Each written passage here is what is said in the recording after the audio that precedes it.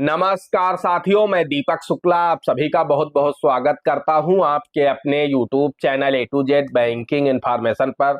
साथियों, आज के इस वीडियो में हम जानकारी देंगे कि आप एक वर्ष यानी एक फाइनेंशियल ईयर यानी एक वित्त वर्ष में अधिकतम कितने रुपए की एफडी यानी फिक्स डिपॉजिट करा सकते हैं ताकि आपको इनकम टैक्स डिपार्टमेंट का नोटिस ना आए।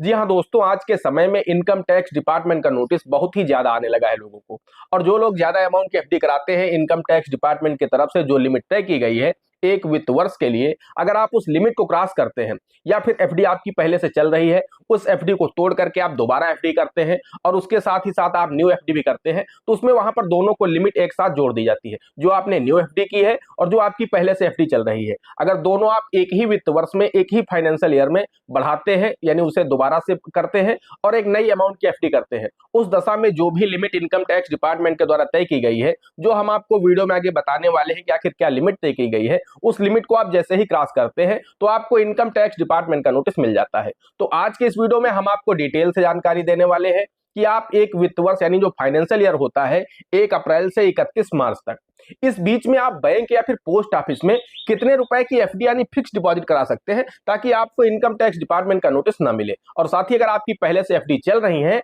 तो उनको आपको किस तरह से आगे बढ़ाना है, अगर आप उस पैसे को निकालना नहीं चाहते हैं तो आपको किस तरह से उसे एक्सटेंड करना है या तोड़ करके आपको दोबारा एफडी करना है ताकि आपके ब्याज का भी नुकसान ना हो और आपको इनकम टैक्स डिपार्टमेंट का नोटिस ना मिले। इसकी भी जानकारी हम आपको इसी वीडियो में आगे देने वाले हैं ताकि आप लोगों को अच्छी तरह से हर बात समझ में आ जाए, क्योंकि आज के समय में हर व्यक्ति बैंक या पोस्ट ऑफिस में एफडी जरूर कराता है, फिर चाहे उसने 10,000 रुपए की एफडी करा रखी हो, 1 लाख रुपए की एफडी करा रखी हो या फिर 10 लाख रुपए की एफडी करा रखी हो या फिर उससे ज्यादा भी अमाउंट की एफडी करा रखी हो। क्योंकि बैंक या फिर पोस्ट ऑफिस में जो लोग एफडी करते हैं उसे सबसे सुरक्षित निवेश मानते हैं, क्योंकि एफडी सबसे सुरक्षित भी है और ठीक ठाक रिटर्न भी मिल जाता है। आज के समय में 7 से 8% का ब्याज भी एफडी पर मिल जाता है और पैसा भी सुरक्षित है। जब जरूरत होती है खाता धारक को तब उसे पैसा मिल जाता है। आज उसने एफडी किया, कल उसे जरूरत पड़ गई तो कल अपनी एफडी को ब्रेक करके वो पैसा निकाल सकता है। इसलिए लोग बैंक और एफडी में अपना एफडी जरूर करते हैं, पोस्ट ऑफिस में, कि हमारा अगर कभी जरूरत पड़ेगी तो हमें पैसा आसानी से मिल सकेगा।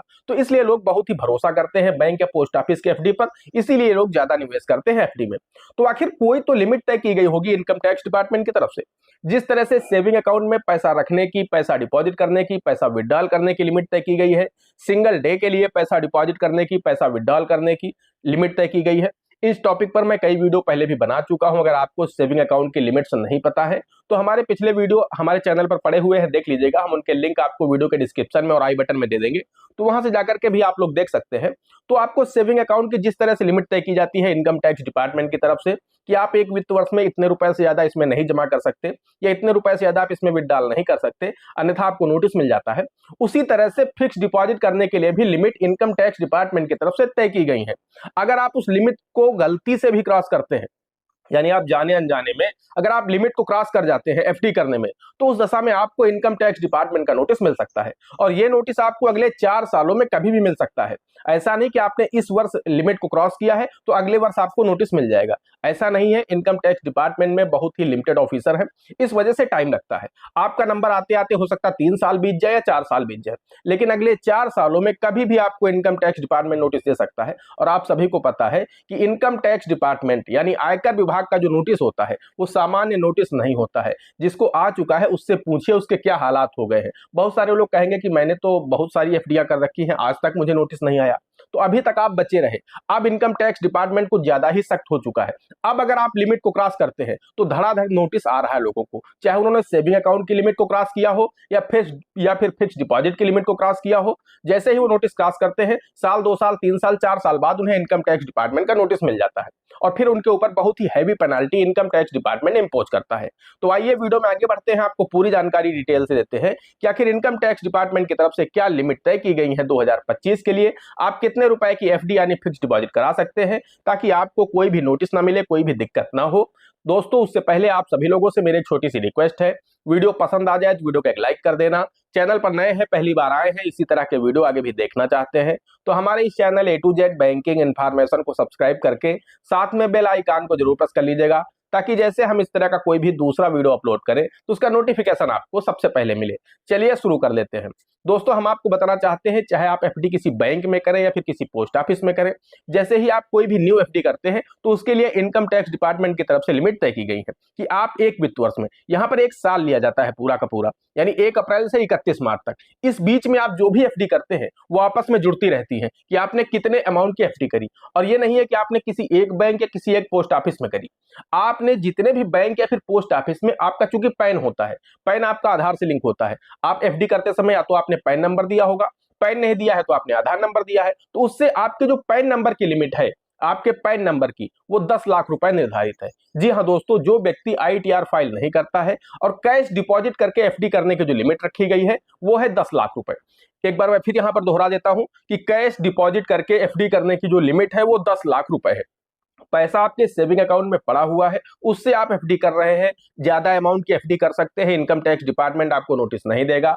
लेकिन अगर आप एक वित्त वर्ष में 10 लाख रुपए से ज्यादा कैश जमा करके एफडी करते हैं, यानी जो एफडी आप कर रहे हैं और आपने पहले कैश जमा किया फिर एफडी कर रहे हैं, उसकी नोटिस आपको इनकम टैक्स डिपार्टमेंट दे सकता है। अगर आप 10 लाख रुपए से ज्यादा यहां पर पैसा जमा करके एफडी करते हैं एक वित्त वर्ष में, फिर आपने चाहे एक बैंक में किया हो या 4 बैंकों में किया हो, एक पोस्ट ऑफिस में किया हो या 4 पोस्ट ऑफिस में किया हो, आपका पैन नंबर लगा है, आपके पैन नंबर की जो लिमिट है वो 10 लाख रुपए है कैश जमा करके एफडी करने की। और हाँ, यहाँ पर भी एक आप लोगों को क्लास दिया जाता है कि अगर आप कैश जमा करके भी 10 लाख रुपए से ज्यादा की एफडी एक वित्त वर्ष में कर रहे हैं, तो या तो आप आईटीआर भरने वाले पर्सन हो तो भी आपको समस्या नहीं, आप अगर आईटीआर फाइल करते हैं तो कोई इशू नहीं है।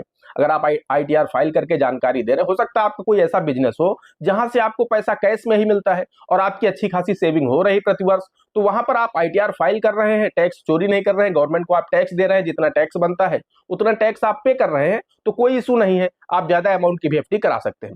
लेकिन जो पर्सन आईटीआर फाइल नहीं करता है और वो ज्यादा 10 लाख रुपए से ज्यादा कैश डिपॉजिट करके एफडी करता है, तो उसे इनकम टैक्स डिपार्टमेंट नोटिस दे सकता है, उसके ऊपर पेनाल्टी इंपोज कर सकता है अगर वो सही से जवाब नहीं दे पाया, अपना सोर्स ऑफ इनकम नहीं बता पाया।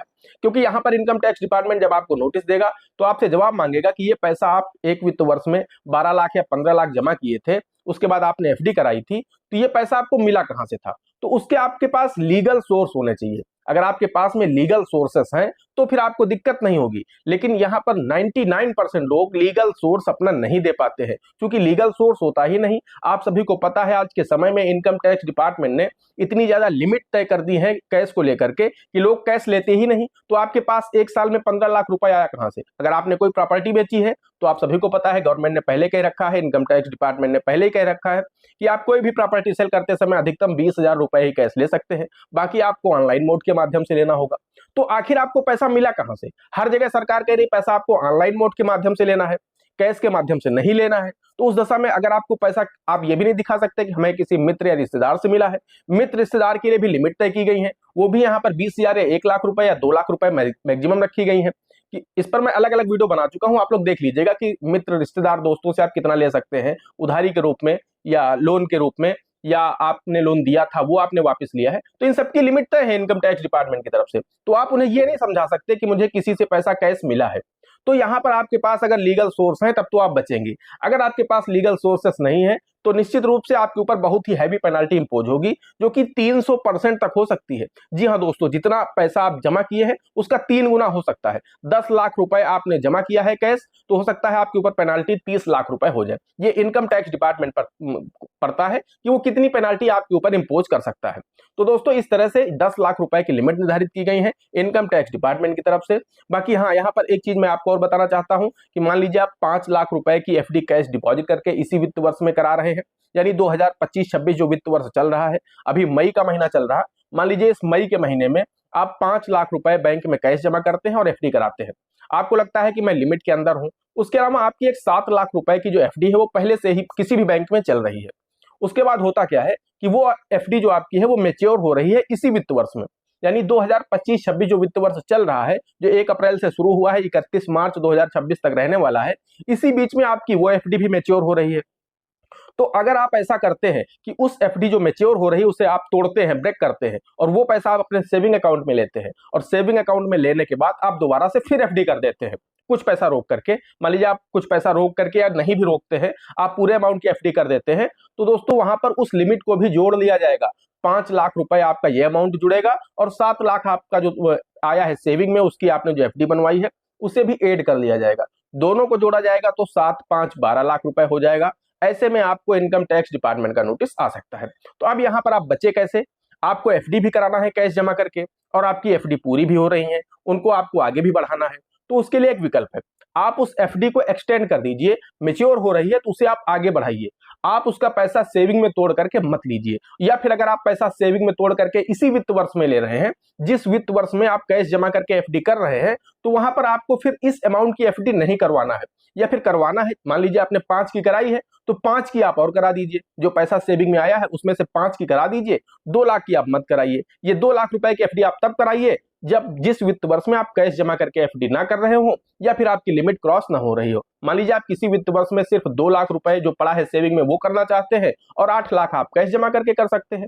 क्योंकि 10 लाख से ज्यादा अगर आपकी लिमिट होती है, उस दशा में आपको निश्चित रूप से दिक्कत हो सकती है। वो नोटिस आपको आ जा सकता है, अगले साल आ सकता है, उसके अगले साल आ सकता है, या अगले 4 सालों में कभी भी आ सकता है। तो इस चीज का आप लोग अगर ध्यान रखेंगे तो निश्चित रूप से आप बचे रहेंगे। लेकिन अगर आप इसका ध्यान नहीं रखेंगे तो फिर आपको इनकम टैक्स डिपार्टमेंट का नोटिस मिल सकता है और आपके ऊपर पेनाल्टी इंपोज हो सकती है। तो दोस्तों, आप लोगों के लिए जो लिमिट निर्धारित की गई है कैश जमा करके एफडी करने की, वो 10 लाख रुपए है। बाकी पैसा आपके सेविंग में पड़ा है, कितने भी अमाउंट की एफडी करें, कोई इशू नहीं, कोई लिमिट निर्धारित नहीं की गई है। और अगर आप आईटीआर फाइल करते हैं तब भी आप ज्यादा अमाउंट की एफडी कर सकते हैं, क्योंकि आप तब अपने आईटीआर में खुद ही दिखाएंगे कि मैंने इतने अमाउंट की एफडी की है, इतना मैंने सेविंग किया है, इतना मैंने खर्च किया है, इतना मैंने सेल किया, इतना परचेज किया, जो कुछ भी है आप सब कुछ अपना आईटीआर में खुद ही दिखाएंगे। तो वहां पर भी आपको दिक्कत नहीं होने वाली। दोस्तों, आशा करते हैं आपको वीडियो पसंद आया होगा। अगर वीडियो पसंद आया है तो वीडियो को कर देना एक लाइक। साथ ही चैनल पर नए हैं, पहली बार आए हैं, इसी तरह के वीडियो आगे भी देखना चाहते हैं, तो हमारे इस channel A to Z banking information को सब्सक्राइब करके साथ में बेल आइकन को जरूर प्रेस कर लीजिएगा, ताकि जैसे हम इस तरह का कोई भी दूसरा वीडियो अपलोड करें तो उसका नोटिफिकेशन आपको सबसे पहले मिले। दोस्तों, आज के वीडियो में इतना ही, मिलते हैं अगले वीडियो में किसी अगले इंटरेस्टिंग टॉपिक के साथ। तब तक के लिए जय हिंद, जय भारत।